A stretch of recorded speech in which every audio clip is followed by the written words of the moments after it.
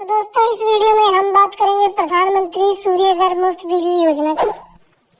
क्या है ये योजना, कितना इसमें खर्चा आएगा, कितनी आपको सब्सिडी मिल सकती है, सारी जानकारी आपको दी जाएगी। तो इस वीडियो को हमने 3 भाग में डिवाइड किया है जिसमें हम सारी बातें कवर करेंगे। तो सबसे पहला है क्या है ये स्कीम, आपको ये बताया जाएगा इस स्कीम के अंदर क्या क्या चीजें इंक्लूडेड है। दूसरा है कितना लाभ आपको मिलेगा, यानी आपको कितनी सब्सिडी इस स्कीम में मिलेगी। और तीसरा आपके द्वारा कुछ सवाल जो पूछे जा सकते हैं वो भी हमने इसमें कवर किए हैं। अगर आप चैनल पर नए हैं तो चैनल को सब्सक्राइब जरूर करें। तो शुरू करते हैं वीडियो। सबसे पहले देखते हैं क्या है ये स्कीम।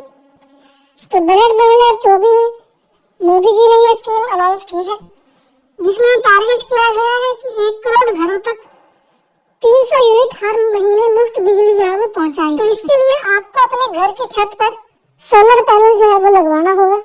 गवर्नमेंट आपको इसमें सब्सिडी देगी, जितना भी खर्चा आएगा उसके हिसाब से आपको सब्सिडी मिलेगी। तो गवर्नमेंट का यही टारगेट है कि हमें 1 करोड़ घरों तक इसको पहुंचाना है, ये सोलर पैनल जो है वो इंस्टॉल करवाने हैं। तो अब देखते हैं कितना लाभ आपको मिलेगा। जो हमने ये सब्सिडी और लाभ दिखाया हुआ है ये घरेलू कस्टमरों के लिए है, कमर्शियल कस्टमर इसमें इंक्लूड नहीं है।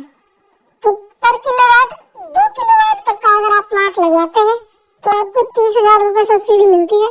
तो टोटल 60,000 रुपए आपको सब्सिडी मिलेगी। और वहीं अगर आप 3 किलोवाट का प्लांट लगाते हैं तो एडिशनल 18,000 रुपए आपको सब्सिडी मिलेगी। तो सबसे ज्यादा सब्सिडी आपको 3 किलोवाट के प्लांट पर मिलेगी 78,000 रुपए। इससे ज्यादा का अगर आप प्लांट लगवाते हैं फॉर एग्जाम्पल 5 किलोवाट या 10 किलोवाट तब भी आपको 78,000 की सब्सिडी मिलेगी। इससे ज्यादा सब्सिडी आपको नहीं दी जाएगी। तो अब हम इसको थोड़ा सा डिटेल में और देखेंगे कि आपके लिए कौन सा प्लांट जो है वो सही रहेगा। तो सबसे पहले है एवरेज मंथली इलेक्ट्रिसिटी कंजप्शन, यानी हर महीने आप कितनी बिजली यूज करते हो उसके आधार पर।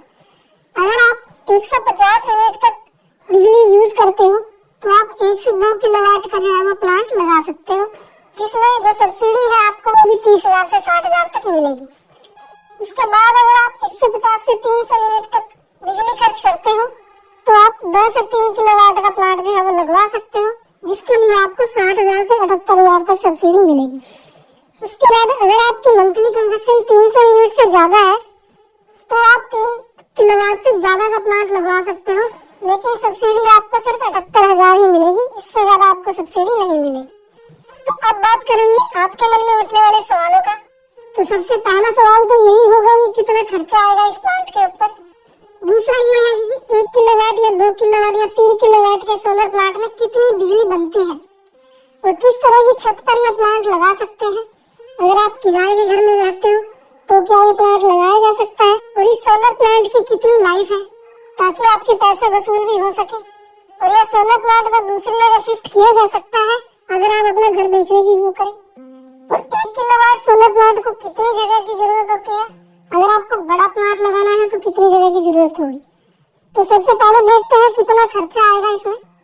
तो 1 किलोवाट सोलर प्लांट में अबाउट 55,000 से 65,000 तक खर्चा आता है, जिसमें गवर्नमेंट की सब्सिडी जो है वो 30,000 है।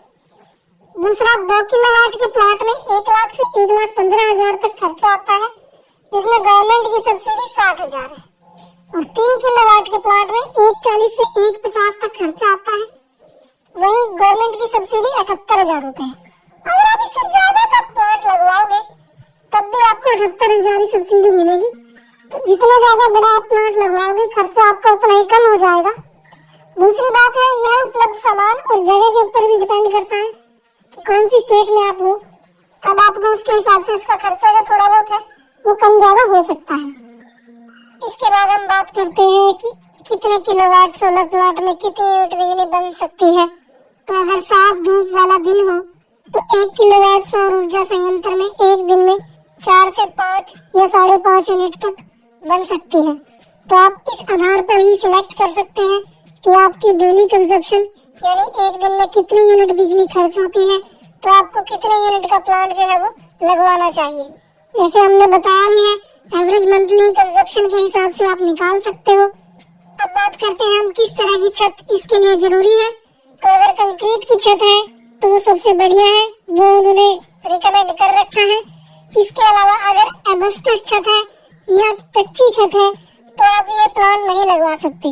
जो उन्होंने एक सिंपल आइडिया दिया है वो ये दिया है कि अगर आपका छत इतने भार को सहन कर सकता है तो आप ये सोलर प्लांट लगवा सकते हो। इसकी अप्रूवल जो आपको कंपनी है उसके द्वारा दी जाएगी। तो वो छत की आपको फोटो भी अपलोड करनी है। तो जैसे ही आप छत की फोटो अपलोड करेंगे तो वो देख के ही बता देंगे। इसके बाद हम बात करते हैं कि अगर किराए का घर है तो क्या यहाँ सोलर प्लांट लगवाया जा सकता है या नहीं। यदि आपके पास अपने नाम से बिजली कनेक्शन है और नियमित रूप से आप अपने नाम से बिजली का भुगतान करते हैं, और एक और कंडीशन इसमें चाहिए वो ये है कि आपके पास घर के मालिक से सौर ऊर्जा के ये प्लांट लगवाने के लिए जो छत की यूज होनी है उसकी परमिशन होनी चाहिए।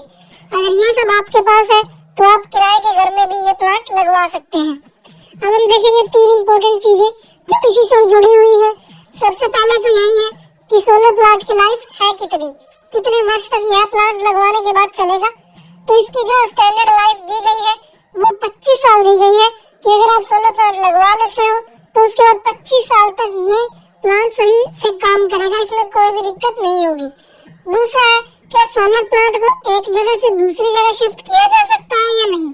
यदि आप किराए के घर में और कल को आप शिफ्ट करना चाहें तो आप सोलर प्लांट को शिफ्ट भी कर सकते हैं, या आप अपना मकान बेच रहे हैं तब भी आप इसको शिफ्ट कर सकते हैं। इसके अलावा तीसरी चीज जो है वो है कि एक जो किलोवाट का प्लांट है उसको लगाने के लिए कितनी छत की जरूरत होगी, कितना एरिया चाहिएगा।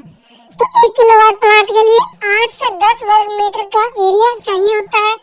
तो इसके बेस पर आप सिलेक्ट कर सकते हैं कि आपका प्लांट कितने किलोवाट का है और उसको कितनी जगह की जरूरत होगी।